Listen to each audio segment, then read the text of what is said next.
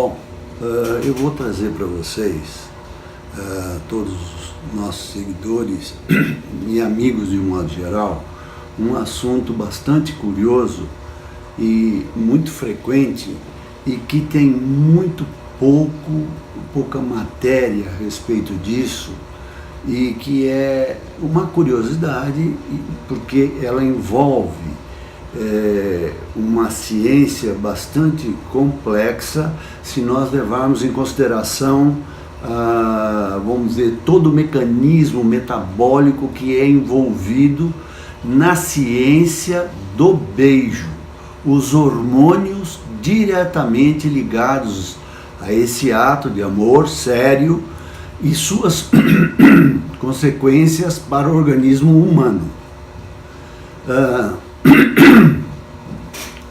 Um beijo pode parecer uma coisa natural para a maioria de nós, mas o júri científico ainda não sabe se é um comportamento aprendido ou se é um comportamento instintivo. Aproximadamente 90% das culturas se beijam, fazendo um forte argumento para o ato de fazendo um ato de ser um instinto humano básico. Embora essa pequena minoria que não beija, vamos dizer assim, como o resto dos ocidentais, por exemplo, ou é devido a superstições ou porque crenças culturais. Eles ainda podem se engajar em um comportamento parecido com os beijos, né, de um modo geral, como esfregar a ponta dos narizes juntos. Isso já vem de muito tempo, e alguns lugares, como os esquimós, etc., eles usam essa, vamos dizer, forma de afetividade e de respeito, aonde naturalmente é caracterizado esse tipo de comportamento. Os primeiros relatos que houveram sobre o beijo ocorreram na Índia há 3.500 anos aproximadamente. Pode ser que isso venha, por ser instintivo, muito antes disso, mas que se tem documentado há 3.500 anos no caso da Índia. Existe uma razão científica que explica que os humanos se beijam. Sim, é o que diz, por exemplo, Emer Maguire, que é vencedor de um concurso da comunidade internacional científica Familab, que foi um artigo feito esse prêmio concurso foi feito na Irlanda do Norte. Então ele afirma uma série de coisas bastante interessantes. O beijo, de um modo geral, faz nosso cérebro criar um coquetel químico que pode nos dar uma sensação natural. Isso é uma postura de Walter Stoneburger sobre o beijo de um modo geral. Imagine um beijo sendo como uma entrevista de emprego, só para se considerar um exemplo, por exemplo. Para o papel indescritível de ser alguém importante, o entrevistador está procurando um candidato que melhor corresponda à descrição do trabalho. Da mesma forma, quando nós nos beijamos, estamos procurando um parceiro que melhor corresponda à nossa competência predisposição genética. Espera que o gene tenha a ver com o beijo, então. Espere isso. De um modo geral, bem, na verdade, temos um grupo de genes chamado genes MHC. Esse MHC significa complexo de histocompatibilidade principal, que faz parte do nosso sistema imunológico. Portanto, ele interfere na parte imunológica também. E nos dão eles dão um aroma individual a cada ser humano, que nós chamamos de feromônio, entendeu? E difere de pessoa para pessoa. Geralmente, e isso é um detalhe importante, porque é a atração dos feromônios, de um modo geral, que provoca esse aroma natural no ser humano. Um famoso experimento feito em mulheres prefeririam o cheiro de camisetas usadas por homens com gene MHC diferente dos seus. Isso é um detalhe que é descrito na literatura, embora muito escassamente. Isso ocorre porque quando duas pessoas com diferentes genes MHC se acasalam, o bebê que eles produziriam teria uma seleção de comportamento de cada um dos seus sistemas imunológicos. O sistema imunológico vai dar uma melhor qualidade de vida, de imunidade para o ser produzido, de um modo geral, que seria o bebê. O sistema imunológico mais diversificado tem maior capacidade de combater doenças. Portanto, na verdade, os opostos realmente se atraem, como existe esse ditado antigo. Isso explica por que preferimos beijar uma pessoa em detrimento de outra.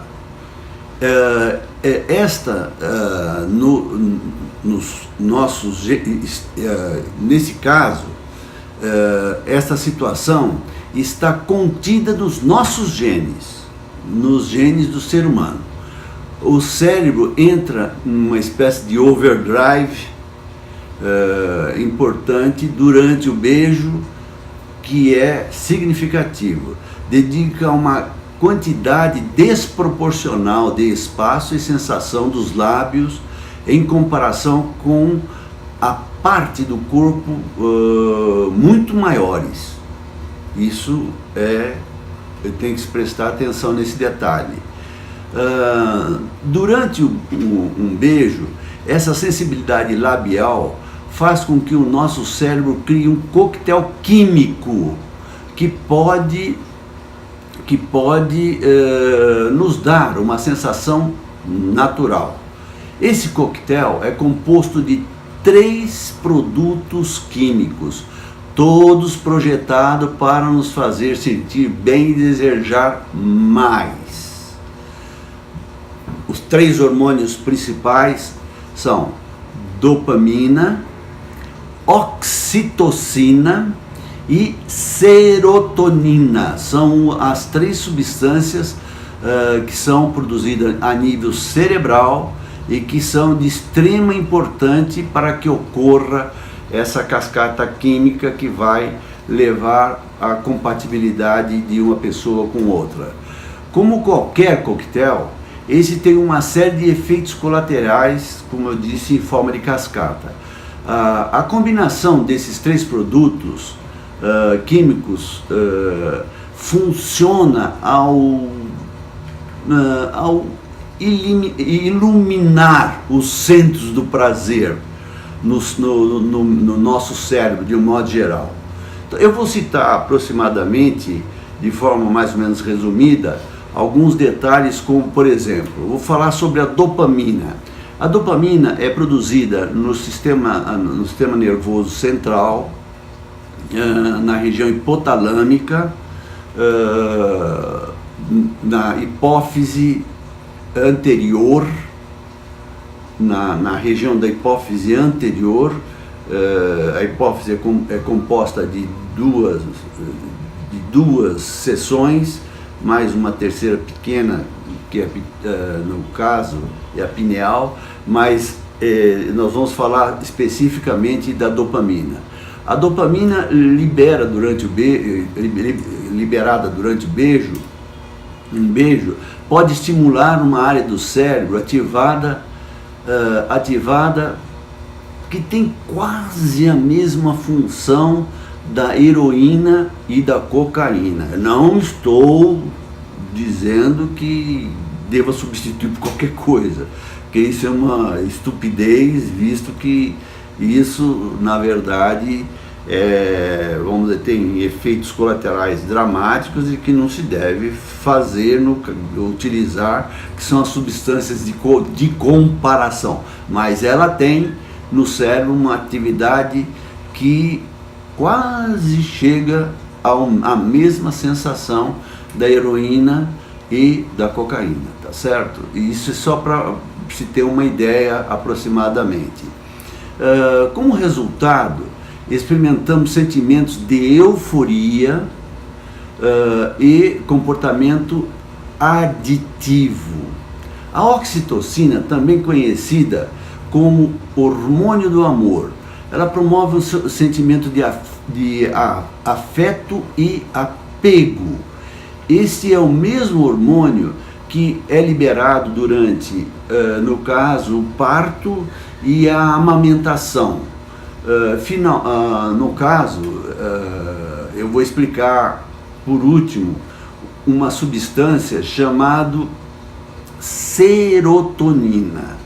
A serotonina, ela está presente no cérebro enquanto se beija, e se parece muito com os que alguém com um transtorno obsessivo compulsivo possa apresentar. É uma situação realmente comparativa, e a sensação que dá é essa mesmo. Isso eu estou levando em consideração não o beijo fraternal, eu estou citando o beijo realmente, vamos dizer, de sentimento, de amor, etc. A serotonina afeta todas as partes do corpo. Das duas emoções, as suas habilidades motoras influenciam praticamente no corpo inteiro. A serotonina é considerada um estabilizador natural do hormônio, e desse hormônio. E esse hormônio é um estabilizador natural do humor, que é uma das situações. Mas não é de se admirar que a memória de um beijo possa permanecer conosco por muitos anos, dependendo, obviamente, da conjunção dessas substâncias. A oxitocina, que é uma outra substância, é uma substância produzida e secretada pela neurohipófise. A oxitocina é uma substância que é produzida na neurohipófise, e ela passa por uma região chamada, no caso, que é praticamente um novelo de vasos, na qual nós denominamos de sistema portal hipotálamo hipofisário. Não se esqueça que a hipófise, ela é dividida em duas áreas: a hipófise, a neurohipófise e a adenihipófise ou hipófise anterior. No caso da neurohipófise, é a hipófise posterior. A oxitocina é uma substância produzida e secretada através de hormônios específicos, de neurônios específicos, através dos chamados neurônios secretores. Essa secreção, a oxitocina, é mais conhecida por seu papel na reprodução humana, feminina, entendeu? Ela é significativamente marcada por isso. É liberada em grandes quantidades durante o trabalho do parto e após a amamentação, principalmente.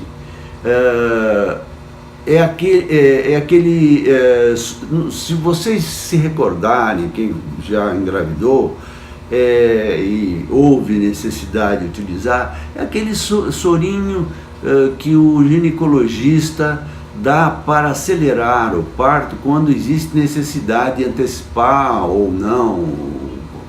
Normalmente é por questão médica mesmo, o parto por qualquer problema médico que possa ocorrer durante a gravidez.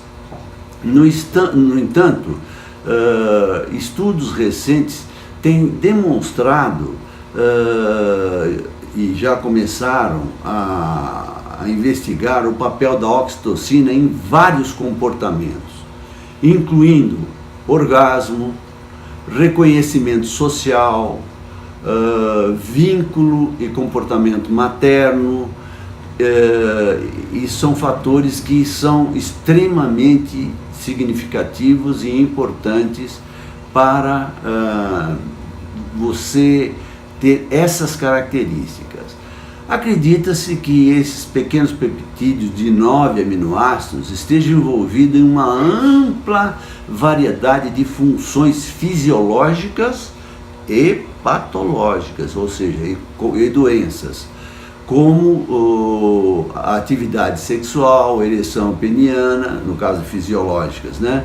Ejaculação, gravidez, contração uterina, ejeção de leite, liberação de leite, comportamento materno, vínculos sociais, estresse e provavelmente tem muitos outros fatores que nós ainda não temos consciência total, que torna a oxitocina, de um modo geral, e seus receptores potenciais candidatos como alvo para terapia medicamentosa, de um modo geral.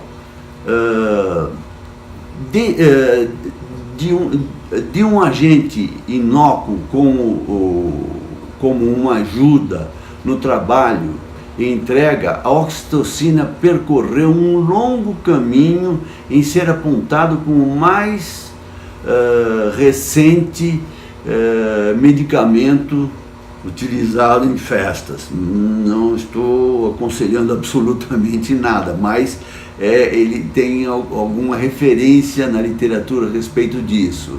O hormônio do parto, durante os últimos 100 anos, teve múltiplos, os estudos têm demonstrado que a pessoa tem múltiplos orgasmos e ainda sendo considerado o hormônio do amor, como foi dito acima. Muito mais vistos por tempos vindouros, ainda deverão ocorrer uma série de outras situações que nós ainda não estamos totalmente familiarizados.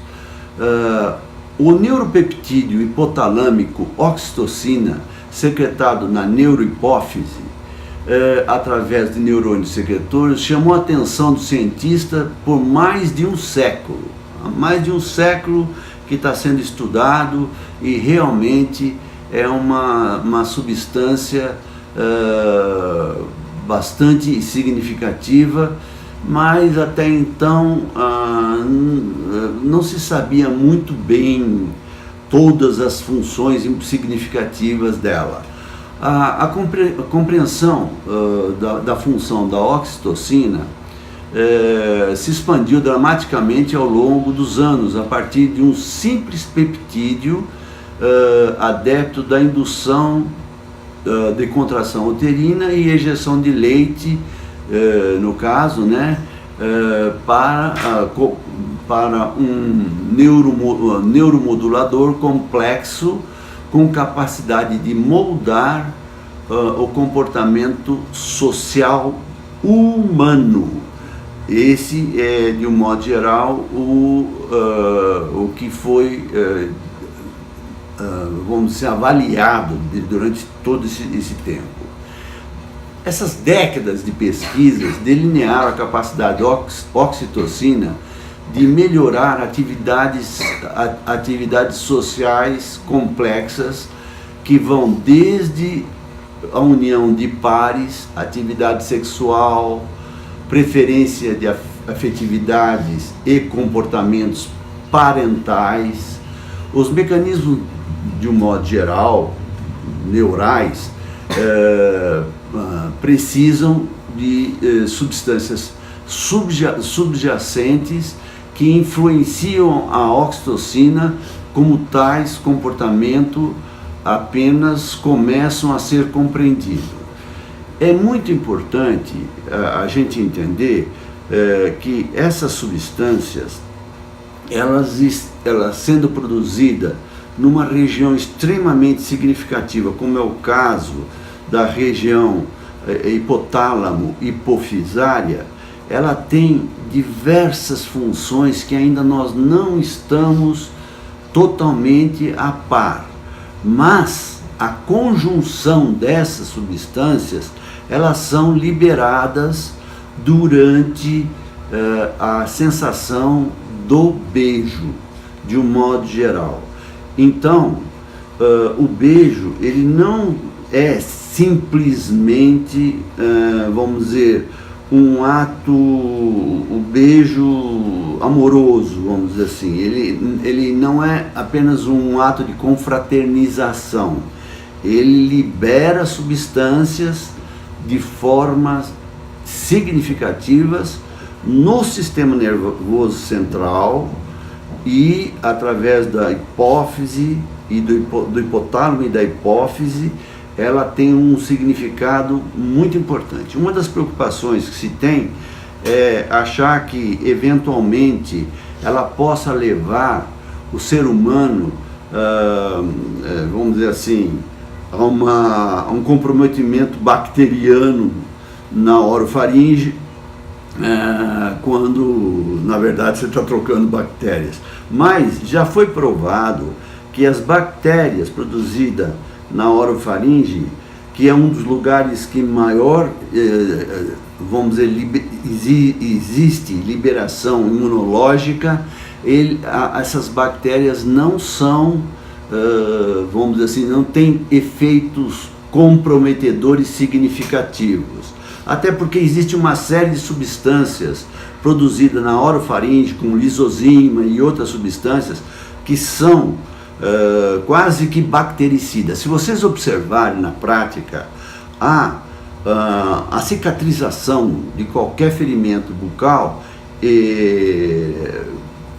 físico, normalmente ele tem uma cicatrização e uma imunologia muito rápida, e tem essa cicatrização, ela realmente evita com que comprometa assim, outras áreas, entendeu, da boca, de um modo geral.